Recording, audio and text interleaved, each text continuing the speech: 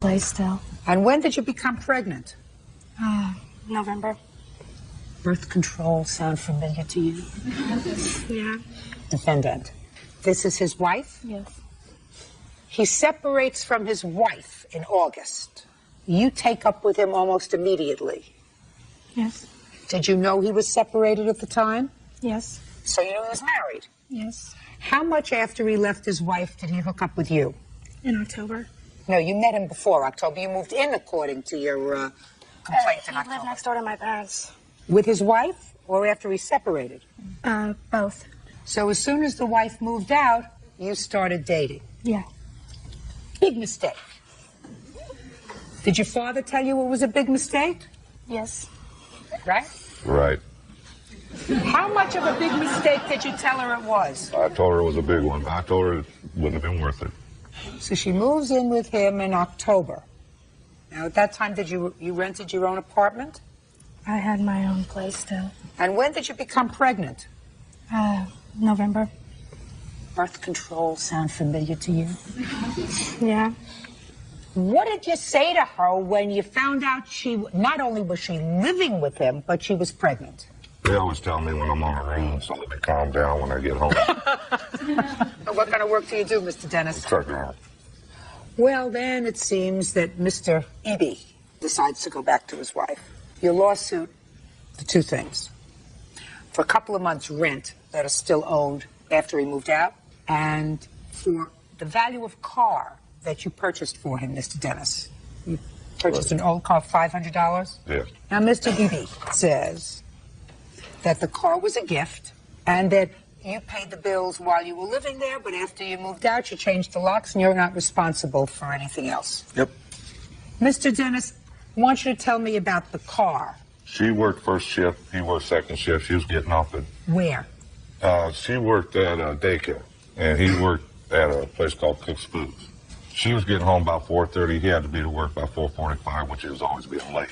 So I told him, I didn't tell him nothing really. I went out, I went to the car lot and asked them if they had a car for about $500. So on the way over to pick up the car, I asked him if he could get insurance on the car. And he said no. So I paid the $500, put the car in his name in case he had an accident. I didn't want to be liable for it. And then So far, smart. And then when they got their income tax money, I was supposed to get my $500 back. And that never happened. What do you mean when they? You mean the two of them? Well, he filed, but he put her kids on his income tax so he could get more money. How many other children do Me you have? too. You have enough children.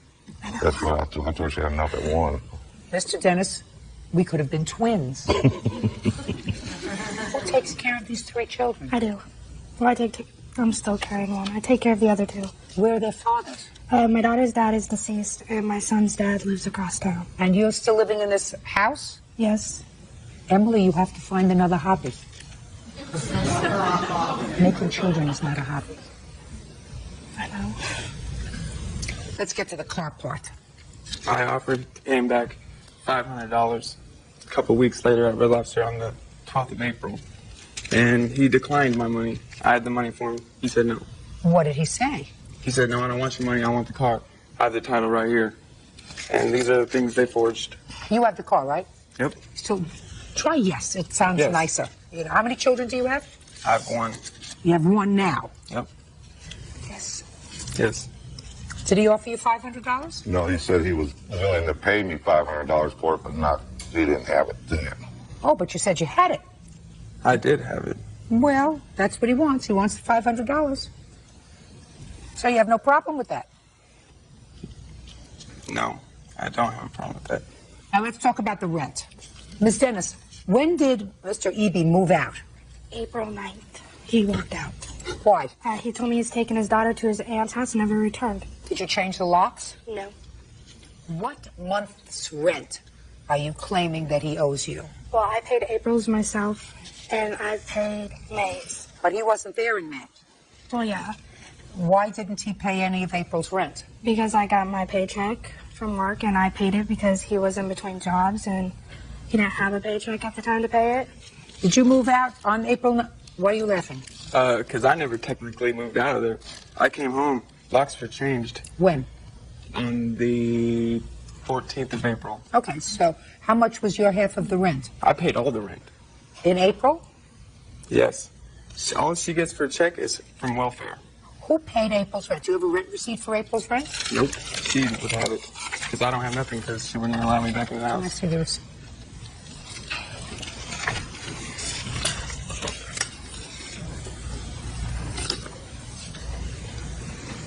Did you give her cash to pay the rent? Yep. Let's try that again. Yes. Mr. Eby, these two women may find you irresistible. I guarantee you I do not. Okay. The only month that I'm interested in is April. The only month that you show me on a receipt for rent for April, every other receipt is nice and clear. The month, the date is nice and clear. The only date that there's something written over is April. I mean, didn't you think that I'd notice that? I picked him up. Well, what happened here? I didn't look Well, at him. I don't know either. You get money from social services? No. Other than your job, how do you support yourself? My son's dad pays child support. You get Social Security for your son, for your child whose father is dead? No, I don't, Why not? because he didn't work. Another winner. You help her? More than we should, but yeah. What is she going to do after her lease is up? She's moving into our house. Who else lives in your house, Mr. Dennis? All of them. You have That's three why I drive a truck. You have 3 children? Three Yeah. children? She the only one with children? No, How many of the others have children? all of them. Mr. Dennis, you missed the class on teaching your children birth control. No, they missed the class on listening. They missed the class on listening. All right, now, Mr. Eby, you have a counterclaim. If my memory is Go back for a second. What? Things that forged. You mean forged with regard to the car? Yeah. Listen to me very carefully. Put that down, sir. Put the papers down. Other than the fact that you told me that you agreed to pay him back, and you said to him, here's $500. I'm going to pay you back for the car. I would have ruled in your favor because there was no loan agreement. But you agreed to pay him back. So you're going to pay him back, and I don't care if they forged the Declaration of Independence. You're going to pay him back for the car. I offered him, he said no. Now he says yes. Now you're going to pay him back for the car, not for the rent. She lived there. She's going to take care of the rent, and she has taken care of the rent. Let's get to your counterclaim. The counterclaim is for my living room set that she still has. My entertainment stand, TV, VCR, movies, Xbox, etc. Washer and dryer. Now, did he purchase all of those things? No, he didn't. Who purchased them? I did. All of them? Yes. Let me see the receipts. I don't have receipts. I didn't think I was going to get into a situation like Well, this. just a second. When you moved into the house, he was already living there. So I want you to be very careful with what you tell me. Your father is a backup, and your father and I are almost soulmates here. Do you understand? Miss Dennis? You moved into his house, and because according to you, his wife left.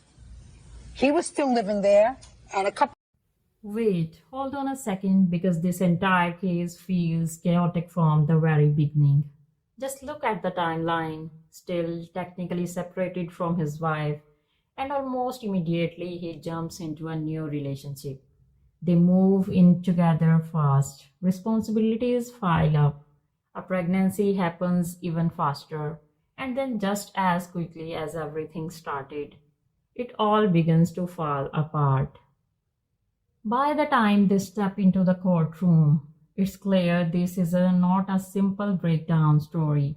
It's a collision of poor decision, blurred boundaries, and promises that suddenly matter a lot more than emotions. What really stood out was how the judge refused to get distracted by the drama. This wasn't about who hurt who or what was said during argument.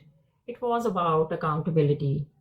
Living together means shared financial decisions. Putting the car in someone's name means trust. Promising to pay money back means responsibility. These aren't emotional reactions, they are commitments. And once those commitments are made, the law treats them seriously.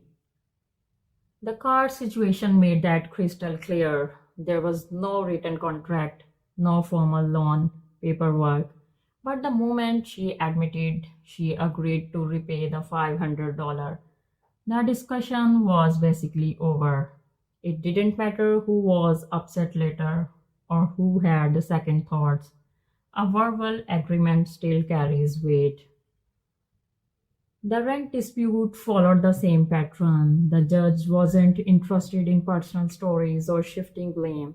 She focused on evidence, receipts, timelines, documents that appeared altered. Because in court, facts don't matter, they decide everything. What made this case powerful wasn't just the final ruling, it was the message behind it. This was a wake up call about rushing into serious life decisions without thinking about long term consequences.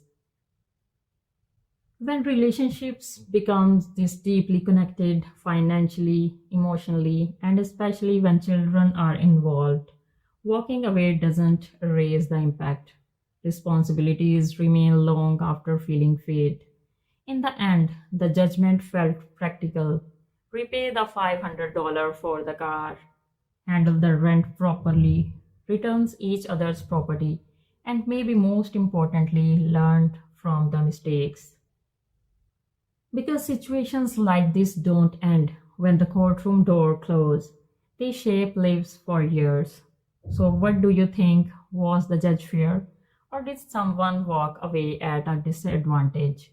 Share your thoughts below. And if you enjoy real courtroom breakdown, where messy choices meet real consequences, don't forget to like, comment, and subscribe.